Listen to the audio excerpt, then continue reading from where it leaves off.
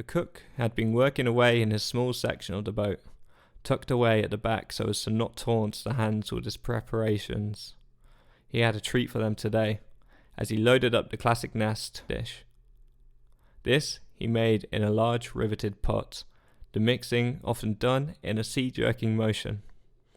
It is what they had yesterday, and the day before, and the day before, but the tiresome hands would have eaten an arm off one another if they'd had to.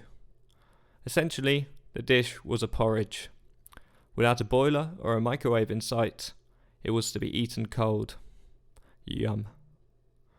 The cook was just slopping out the farthest as the captain's whistle signified a halt of procedure, a short time to cut the food. Magnus Erlingsson's saga is one of the main literary accounts that is depended on for day-to-day life on a longboat. It says that besides porridge, ship provisions also included flour and butter. Naturally, foods that would last the journey, but were also cheap enough to make the journey economical. It is also said sometimes they took some dried slices of halibut, dried cod, and bread. This gives the idea of a grueling diet a gourmet edge as far as I'm concerned. Meat, as a general rule, was not served on board, and today was no different. The hands were predominantly young, unmarried sons of farmers, lacking wealth and status, but not short of desire. Meat was traditionally served on board only for higher skilled Vikings, as boiled or roasted meat was seldom a part of the provisions, only where the slaughter of farm animals was permitted. On higher ranking warships, you could feasibly get a meaty meal. I guess some are more equal than others. Viking law stipulated the rations which the hands were to be fed. The cook was responsible for the dissecting and appropriate conservation of this, which he stored in close proximity to his pot.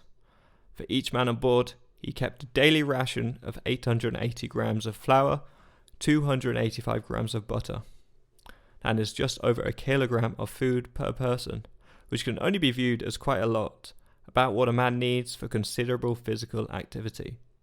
So although the hands stared at high loads of exertion, they were well catered for by their own pagan warlords.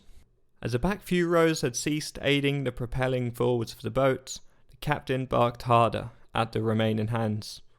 Those eating were presented with an opportunity to stretch out their fragile finger ends, alternating between hands gripping the spoon to get some respite.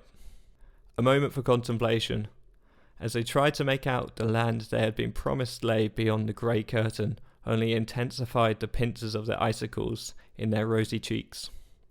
Had they really had to leave home and search for a place they weren't sure even existed for this?